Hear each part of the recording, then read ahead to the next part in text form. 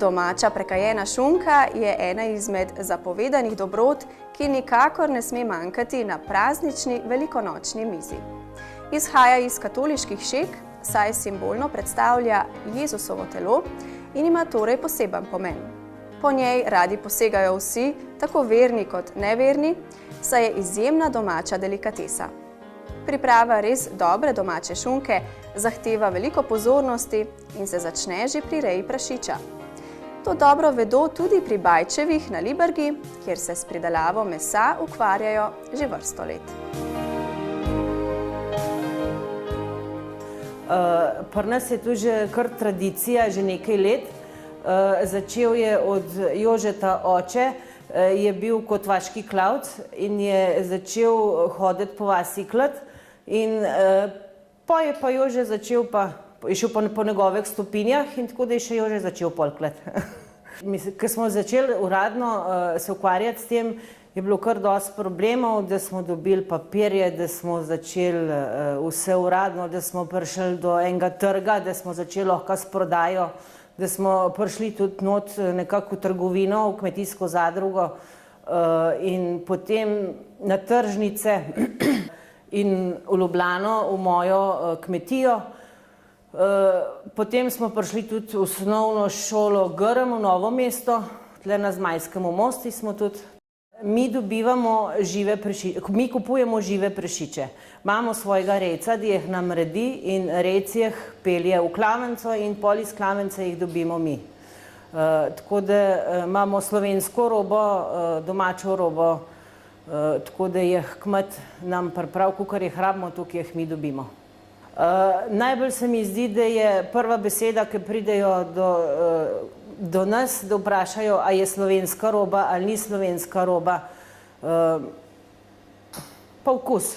Pa vkus imajo radi čim bolj na tradicionalen način, čim bolj tako, kot so včasih delali naši starši. To jim je najbolj všeč na tak domači način. Imamo od suhih mesnatih izdelkov, imamo več izdelkov, imamo salame, imamo klobase, imamo šunke, bržole, kakšne krače so tudi za skuhati, kakšne šinke, rebra prekajene, pa so pa tudi kakšne poltrajni izdelki, so salame, bržole, tirolske, šunkarce, paštete, zaseke, več stvari je. Nam je najbolj pomembna, da je surovina domača, tako kot je treba, da so prašiči res fotran s pravo hrano in da lahko pol mi tudi dobimo pravi izdelek, če je meso kvaliteten, je pol tudi roba kvalitetna. In mi najprej, ko dobimo polovice, jih damo v hladilnik, da se ohladijo in pa jih razkosamo. Jih razkosamo na krače, bržole, šunke, rebra, na stegno, pleče, kar je tudi zdaj to, šunka je najbolj originalna, stegno je šunke in potem je tudi pleče, ki je bolj sočen in vrat, ki je tudi še bolj sočen. In to je zdaj, lepo oblikujemo, da je lepa šunka za videti.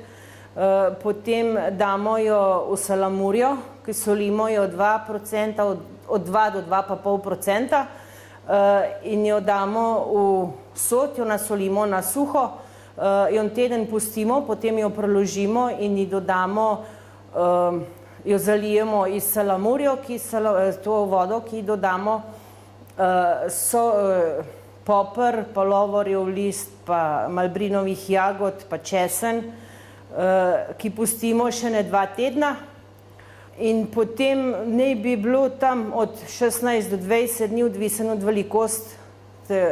velikosti mesa, kolikšen je, da naj bi bil noter. Ker se pa nam zdi, da je pa že kar dosti, pa poberemo ven in obesimo, da se odsedi in potem damo v dim. V dim imamo pa tam od 2 do 4 dni, tudi odvisen, kako se dim prijema. Mora biti pa zlato rumeno. Zlato rumeno, potem pa, da je tudi šunka lepa. Dimimo pa izbukovimo žagovino, tako da je čist naravno bukova žagovina. Pozorni moramo biti da je lep kos mesa, da je tudi pol lepa šunka, ker zdaj tudi gledamo bolj, jemo tudi bolj z očmi, ne samo z usti tudi, ne, in če vidimo, da je lepa šunka, je tudi dobra, ne. Biti moramo pa pozorni na sol, tudi na dim, zdaj eno kvaliteta dima, eni imajo radi malo bolj, eni malo manj, tako da je nekako ena prava količina dima. Meni se zdi, da je najboljša šunka, da jo skuhamo tako, kot so naši starši kuhali, da jo kuhaš, da je narejena čist na klasiko, na tak način, kot so jo delali naši starši, da jo kuhaš kilo uro. To naj bi bila in da potem se pa uvod hladi, ne, da je. Ali jo pa vzameš tudi iz vode, pa jo daš v lonc, pa da jo pustiš pol v loncu, da se hladi, ne. A poleg šunke pa svetujem veliko pirhov, pa hrena, pa tudi kakšen dober cviček ali pa kakšna frankinja pa še zraven.